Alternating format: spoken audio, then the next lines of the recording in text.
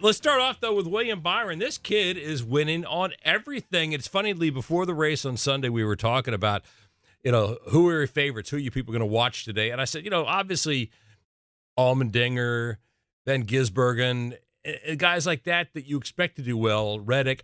I said, but I'm going to be watching guys I think that fly below the radar. I mean, Byron has won 2 straight poles at COTA now. Bowman has run it very well there. And now all of a sudden you look, and who are the guys running up front towards the end?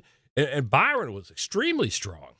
Well, Byron comes from a sim background, right? And so he had plenty of time to spend on that. It's such a technical track. If you're a guy that really gets the video aspect of learning how to train for racing, you're going to excel because, obviously you have to have the talent, you have to have the car, you got to have the team, the pit crew, the guy making the calls, Rudy Fugo.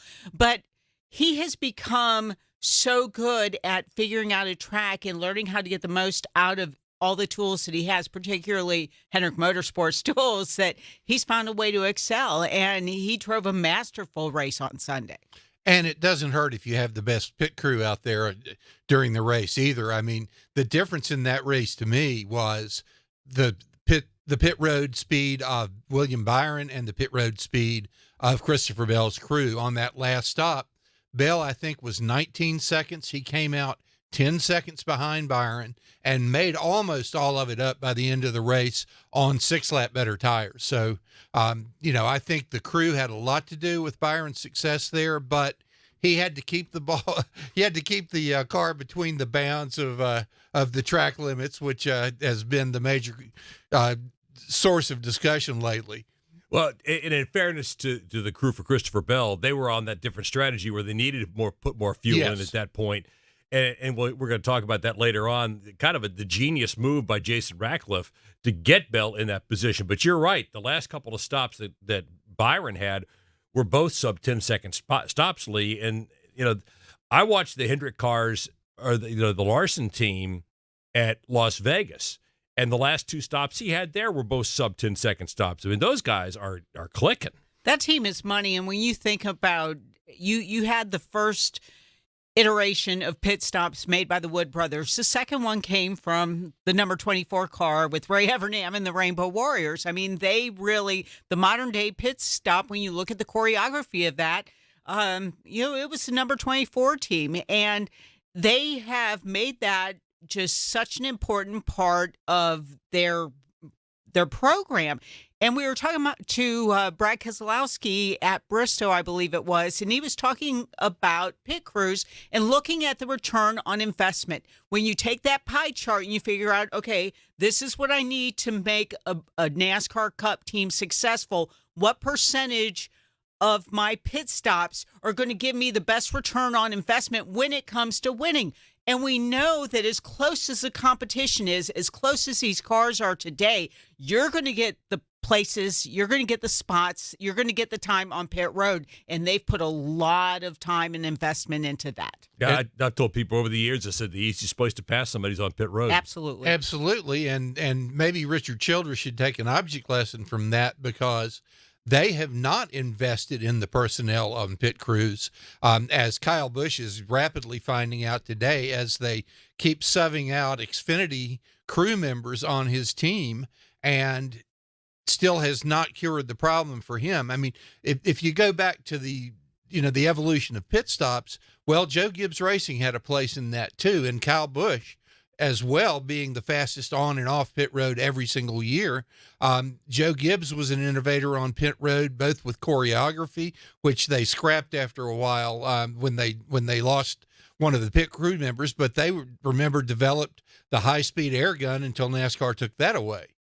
When you look at Byron, I mean, the kid's now won, 8 races over the last, since the beginning of 2023. And the most in the NextGen car. Yeah, and so all of a sudden, you begin to wonder, Jeff Gordon addressed this just a little bit on Sunday night after the race. He's a guy without the traditional racing background. We all know that he started racing in iRacing. Does this start, talk about Jeff Gordon, he started the trend where all of a sudden we got to go out and get the next Jeff Gordon. We got to go out and get the next teenager that we're going to throw in this car. Did now all of a sudden people start looking for iRacing guys that have those in-seat experience? Well, I think they do, but William is the whole package, right? He comes from a really good family. He had a really good primary education, then went and got a college degree online.